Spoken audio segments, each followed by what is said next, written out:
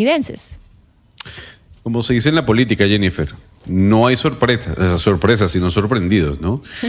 Cuba ha estado inmersa en el ejército bolivariano desde hace muchos años y eso se sabía desde hace años, que Cuba estaba o era muy cercana no solo a Nicolás Maduro, sino también a Hugo Chávez. Pero ¿cómo funcionaba? ¿Por qué el anillo de seguridad de Nicolás Maduro estaba compuesto en su mayoría por cubanos? ¿Por qué unos cubanos estaban custodiando la seguridad presidencial de otro país? Antonio Rivero fue general de la Fuerza Armada venezolana, conoce muy bien cómo es la estructura, qué es lo que está pasando y cómo fue, digamos, ese cambio, cómo Hugo Chávez abrió el hueco para que los cubanos se fueran infiltrando dentro de esta Fuerza Armada. General Rivero, gracias por estar con nosotros en Blue Radio. Gracias, Gonzalo. Muy buenas tardes. Saludo a todos los radioescuchas de Blue. Y Jennifer, igualmente, mi saludo y mi respeto. Mira, realmente la situación, desde un principio, pues yo señalé, desde el año 2008, comencé cuando me regresó Chávez, siendo general de brigada, a la Fuerza Armada, porque anteriormente me había sacado de los cuarteles de la Fuerza Armada como institución para que ocupara un cargo de servicio público como el de Director Nacional de Protección Civil. No quería que yo comandara porque yo era opuesto a lo que estaba ocurriendo. Y por supuesto, él en su estrategia, en su táctica, en su movilidad y como comandante en jefe de la Fuerza Armada, bueno, tenía la potestad y yo de obedecer. Era mi profesión, no podía negarme. Y me fue a Protección Civil, pero cuando me regresa en el 2008, me encuentro en la presencia cubana y comienzo a darme cuenta de cómo está siendo influenciada la Fuerza Armada por los cubanos. Averiguo los tiempos y me encomiendan una misión muy importante para ellos, recién llegado a la Fuerza Armada, sin saber mi descontento o digamos, mi afrenta contra lo que era socialismo, comunismo o castrismo como tal. Y los generales, creyendo que yo venía de buena lid porque había hecho una buena labor de acuerdo a lo que decía la sociedad civil y todo el mundo en Protección Civil, pues creían que yo estaba en buena onda, como decimos nosotros, con la superioridad. Y me encomendaron una misión que ya venía haciéndose internamente, que era realizar el libro azul del enemigo. ¿Qué era el libro azul del enemigo? Y yo digo, ¿por qué el libro azul? Si el libro es rojo, verde, negro, otro color, pero azul somos nosotros. No, ahora somos rojo. Y bueno, ¿y quién es el enemigo azul? ¿Cuál es la amenaza azul? Y bueno, los Estados Unidos. Los Estados Unidos, bueno, siempre han sido aliados. Entonces, ¿qué implicaba ese libro azul del enemigo? Implicaba realizar todo el estudio militar de los Estados Unidos en función de el cambio de doctrina que había y en razón de una hipótesis muy fuerte que ya tenían, como lo tenía Cuba, de una invasión estadounidense. Pero cuando me dicen eso, también me dicen que la asesoría y la información base la iba a obtener de los cubanos que ya estaban llegando a la Fuerza Armada, una asesoría cubana que está en diferentes áreas. Ahí es donde hace uno de mis primeros encuentros con los cubanos y realmente me afrenta porque yo no lo consideraba pertinente. ¿Y en qué año fue eso, general? Pues, ¿Me recuerda? En el año 2008. O sea, en el año 2008 comenzaron los cubanos a llegar a ser parte del gobierno. No, comenzaron en el 2007. Comenzaron en el 2007, pero yo cuando regreso en el 2008 a la Fuerza Armada es que me entero de esto. Pero ya había una cantidad. Ajá. Ya había una cantidad. Y en ese mismo 2008, que yo no tuve en cuenta, conocí de unos acuerdos secretos, unos planes secretos de 5 puntas que se conocían solamente ciertos generales. Tuve la oportunidad de conocerlo porque me mezclaba en el más alto mando militar y escuché de eso de boca del comandante general del ejército en ese momento y del ministro de la defensa. Y por supuesto presentaron unos cubanos. Yo tuve una afrenta, mi primer enfrentamiento con cubanos fue en el inicio de un curso que es muy importante. Aquí una de las centros de mi denuncia, porque como no tenía cargo todavía, me dicen que vaya a cubrir con protocolo la inauguración de un curso internacional que van a realizar en la Academia Militar de Venezuela a profesionales. Ok, yo voy como una orden y fui y me siento en primera línea como autoridad con otros 2 generales. Y entonces comienza un general de división, comandante del cuerpo de ingenieros, que dice, vamos a comenzar una actividad, a partir de hoy se inicia el curso de construcción de túneles. Y el túnel, bueno. Y lo van a impartir estos dos oficiales que se encuentran acá, fulanito de tal y fulanito de tal. Bueno, yo los veo de civil. Bueno, ese dos oficiales retirados, digo yo. Entonces, en lo que presenta un supuesto coronel, Pedro Pérez, por decir un nombre, que todos los nombres eran ficticios, cuando comienza a hablar el acento era cubano. Y entonces él dice, a partir de este momento, todo lo que vayamos a señalar, a impartir acá, es secreto de Estado, es confidencial, y no pueden salir de estas aulas. Detrás de mí habían aproximadamente 40 provisionales, de tenientes, capitanes, mayores y sargentos.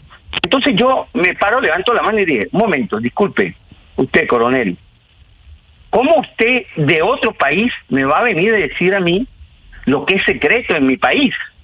O sea, usted lo Pero está tenían viendo, la bendición del presidente en ese entonces, me imagino, claro. Exactamente. Bueno, el general me manda a sentar y yo dije, no, hasta ya lo entendí todo.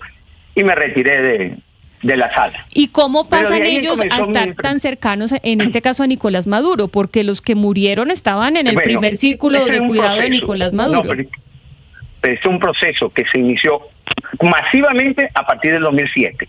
Cuando yo averiguo, pues yo hago toda una investigación posteriormente de ellos, y números y especialidades, etcétera, etcétera, que obliga a que me vaya de baja. Y denuncio después públicamente cuando no me hacen caso en el 2008, porque veo que están conociendo secretos militares que solamente corresponden a la defensa nacional y a los militares.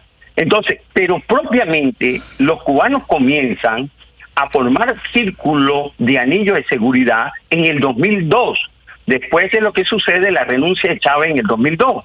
Cuando se levantan los militares y les piden la renuncia en ese año 2002. Después que retorna Chávez, los cubanos refuerzan el anillo de seguridad de Chávez y pasa soterradamente, de forma paralela, no abiertamente, no públicamente, pero desde ese mismo momento nunca se ha dejado de tener paralelo a la seguridad presidencial que lleva la Guardia de Honor Presidencial a esto. Y así llega Maduro, que se incrementa, baja, y después del año pasado se incrementó a raíz de las elecciones que perdió, y por supuesto hubo un cambio para personas más especializadas. Y este año, desde que comenzó el despliegue, se triplicó esa unidad. General Rivero, mire, la pregunta que se hace uno es cómo Venezuela entregó el sector más importante geoestratégicamente hablando para un Estado, que es su seguridad. ¿En qué momento Venezuela cedió su seguridad estratégica a un país extranjero como Cuba? Es decir, ¿qué pasó allí para que el chavismo dejara todo el sector de defensa, de seguridad venezolana en manos de Cuba? ¿Por qué se lo digo? Porque usted acaba de decir, masivamente llegaron los cubanos a Venezuela, y esa parte es importante resaltarla. ¿Cuántos cubanos, según su información, según los estudios que ustedes han realizado, cuántos cubanos están en el sector de seguridad hoy en Venezuela? Mira, hoy no te podría dar un número exacto. Eso ha bajado, subido, pero se ha incrementado desde el año pasado, ¿no? Pero eso ha tenido una baja que tuvo en los años 15, 16, 17, 18 a raíz de la situación económica. Pero posteriormente a la pandemia comenzó a incrementarse cuando se incrementó la adversidad hacia Nicolás Maduro, y sobre todo el año pasado, y más aún después de del despliegue militar alrededor de Maduro, incluso con rusos y con iraníes. Pero esto comienza propiamente cuando llega Chávez al poder, porque ya Chávez trae un proyecto. Chávez, comenzaron los cubanos a asesorar a Chávez en el año 1997. Llegaron de informática, llegaron propagandistas y llegaron de seguridad. Desde el año 97 al año 2010, cuando yo termino mi estudio, que lo hago por guarniciones, ya en el país habían aproximadamente entre 110 y 120 mil cubanos, de los cuales el 20% eran combatientes de los cederistas, de los milicianos, y alrededor de 4.000 eran de seguridad, tanto en inteligencia, que habían aproximadamente unos 2.000, en militares habían aproximadamente entre 400 y 600, que fundaron el GRUCE. El GRUCE es el Grupo de Cooperación y Enlace, que yo lo denuncié en el año 2010, tengo el acuerdo secreto que se llevó a cabo para crear esa unidad, y que está desplegado en todo el país a nivel de las regiones de defensa integral, que es la máxima unidad de comando y control y operativo que existe dependiendo del CUFAN, o sea, del CUFAN, no, del Comando Estratégico Operacional de Caracas.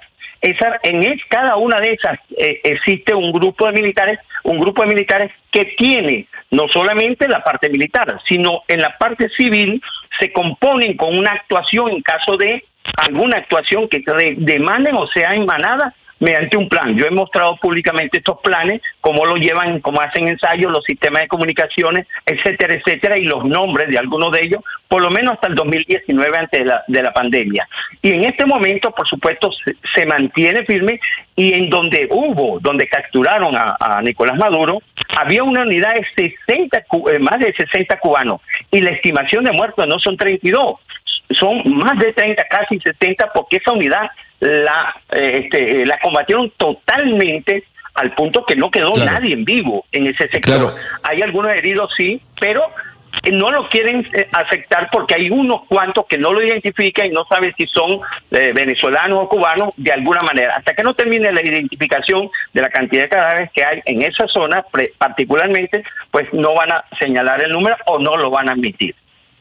General Rivero, yo quisiera preguntar cuál es el papel de Vladimir Padrino en todo esto. O sea, Vladimir Padrino, siendo ministro de Defensa, ¿está supeditado a lo que le digan los cubanos? ¿Sigue órdenes de quién? Sigue órdenes de Putin. Desde que Vladimir Padrino fue en 2015, Putin, y hubo los convenios militares a través de Cuba, comenzó todo esto. Pero la cabeza de todo esto está en Putin. ¿Qué significa que haya ido Delcy Rodríguez el 30 de diciembre a Moscú y regresó justamente el 3? Y por supuesto, Padrino tiene la mayor responsabilidad y lo acuso de las numerosas muertes que han ocurrido en el Fuerte Tiuna. Pueden llegar sin temor a cálculo alrededor de 200 muertes en el Fuerte Tiuna a raíz de los ataques. Pero es un ataque donde hubo una cierta defensa en contra de lo que estaba ocurriendo. La unidad militar de guardia de honor que se encuentra en Fuerte Tiuna fue debatida considerablemente. Esa es la que suplía inmediatamente seguridad a las personalidades que ya estaban alojadas en Fuerte Tiuna, magistrados, diputados, presidentes de ministros, etcétera, etcétera, y igualmente a Nicolás Maduro. Claro, Nicolás Maduro tiene una unidad, la parte cubana y la parte militar, la parte de guardia de honor, que aproximadamente fueron unos 15 o más fallecidos que estaban en el primer anillo de seguridad de guardia alrededor de Nicolás Maduro, y eso es lo que ve. Alrededor de esa zona hubo aproximadamente unos 80 muertos en alrededor del lugar donde capturaron a Nicolás Maduro.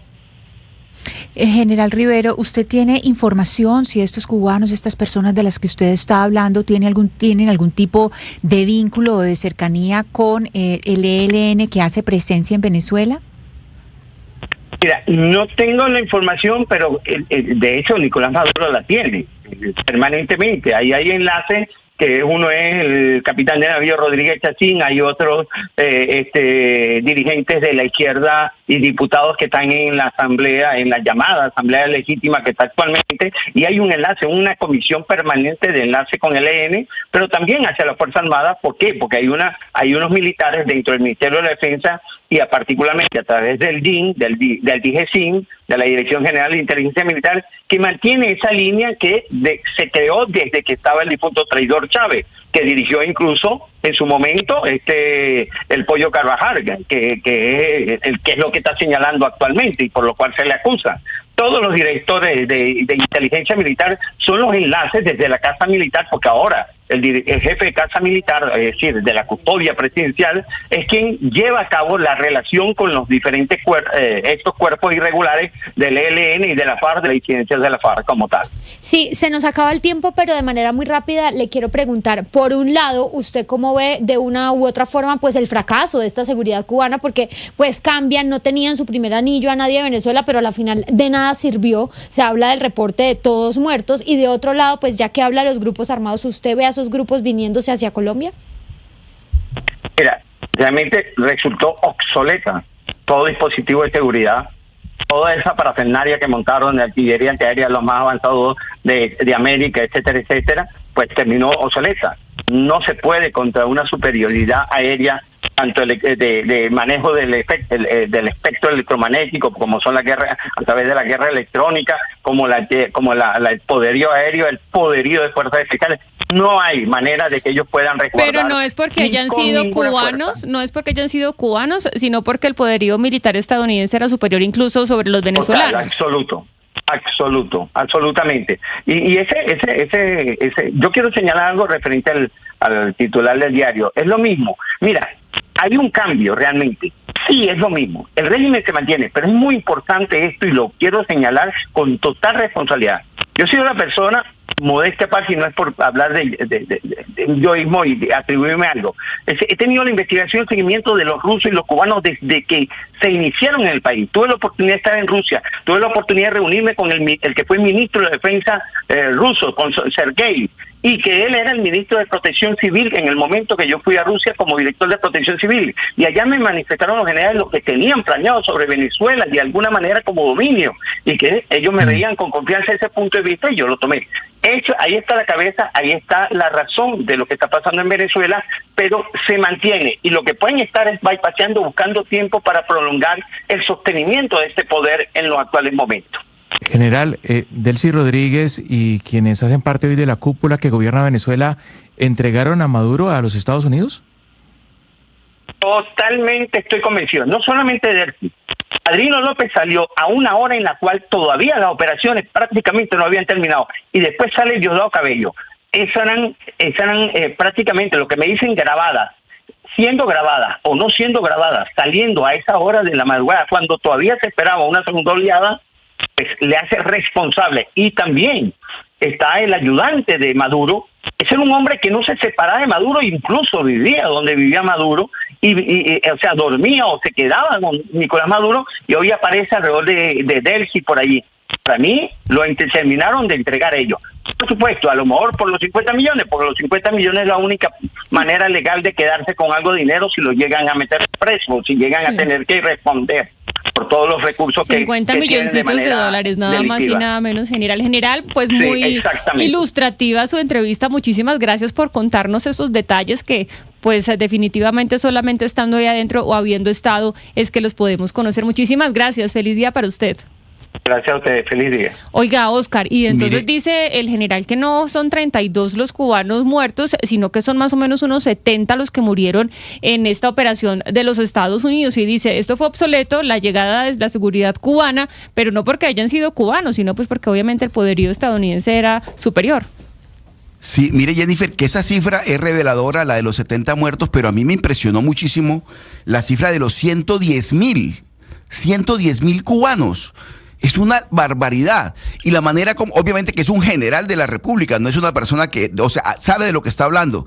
Tiene información el general Rivero y por algo lo dice. Pero entonces lo que demuestra que la verdadera invasión, si hablamos de invasión, la verdadera invasión es la cubana. ¿Cómo, lo que pasa es que tenía el visto bueno, país, Oscar, del que estaba manejando el país, que era el presidente ilegítimo en un momento, legítimo en un momento y legítimo después, pero al fin y al cabo era el que estaba manejando el país. Claro, pero la pregunta, Jennifer, es cómo Venezuela terminó entregando el sector más importante de un Estado, que es su seguridad. Su seguridad en manos de los cubanos. Es una cosa impresionante. Tan es así que el anillo de seguridad, el primer anillo de seguridad de Maduro estaba compuesto por cubanos. Y por eso fueron los muertos, los cubanos. Y lo otro que es bien importante en este caso de resaltar es qué papel jugaban el resto del Estado. Es que para que haya presencia de tropas extranjeras en un país se requiere que por lo menos el Congreso, o en ese caso la Asamblea, autorice la presencia de las tropas. Es como si en Colombia el presidente Petro terminara rodeado de cubanos y el Congreso de la República no le va a decir al presidente de la República, momentico, ¿en qué momento estas tropas extranjeras están custodiándola a usted?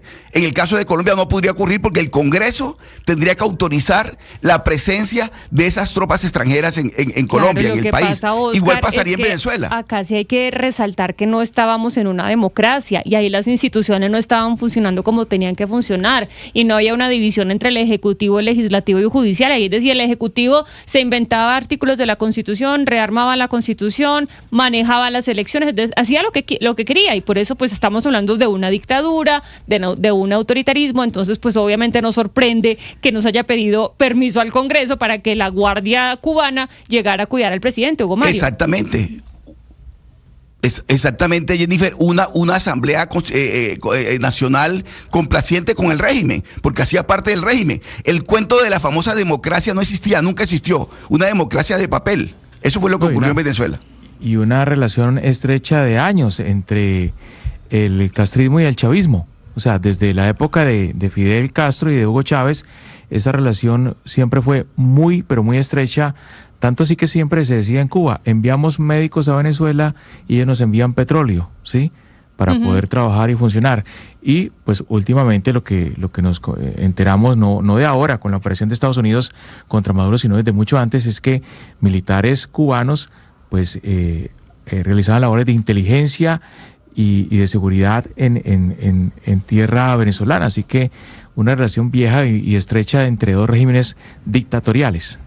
Jennifer. Sí, pero no solamente el interés que tiene Maduro en que lo cuiden, sino el interés que tiene Cuba en cuidar a Maduro, el interés que tenía, porque por supuesto Cuba, después de tantos años de bloqueo, pues el ingreso que tiene su principal forma de supervivencia, pues es el turismo, y para ese turismo necesita el petróleo. Entonces ellos, es decir, en el momento en que empiezan a mandar todas estas personas a brindarle seguridad a Maduro, pues ellos también están diciendo, aquí estamos asegurando que podemos tener un suministro para poder seguir brindando los servicios de turismo, que es lo que más o menos mantiene a la isla. Y que esa es otra cosa que hay que pensar acá, lo que va a pasar con los ciudadanos, porque pues ya sin ese suministro, pues el turismo se va a caer. Entonces era no solamente el interés de Maduro de ser protegido, sino de ellos de mantener a Maduro bien para poder mantener ese suministro de petróleo en la isla. Y yo creo que también, digamos, evitando una traición, pues pone a estos cubanos, ¿no?, como su primer anillo, y yo creo que también a todos estos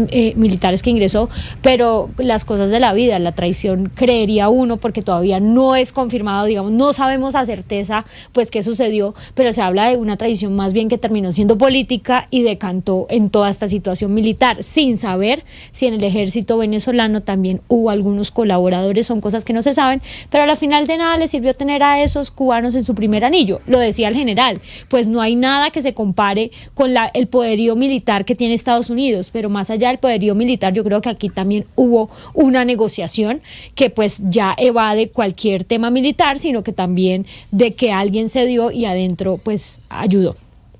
Mire, yo le voy a dar un dato como venezolano que uno dice, bueno, ¿dónde está eso? Porque el tema de los médicos cubanos, en un momento Chávez lo enalteció, los médicos cubanos se veían en Venezuela con la misión Barrio Adentro, pero eso fue quebrándose, eso fue acabándose. Incluso Nicolás Maduro tuvo que relanzar la misión Barrio Adentro 1, 2 y 3. Venezuela, en 3 años, del 2008 al 2011, antes que falleciera Hugo Chávez, le había dado a Cuba $18,000 millones. Nada más en 3 años. Pero el envío de barriles de petróleo de Venezuela a Cuba empezó como en el 2003, 2004. 100,000 barriles de petróleo diarios de Venezuela a Cuba, a cambio de médicos y a cambio de ayuda social y seguramente de inteligencia militar.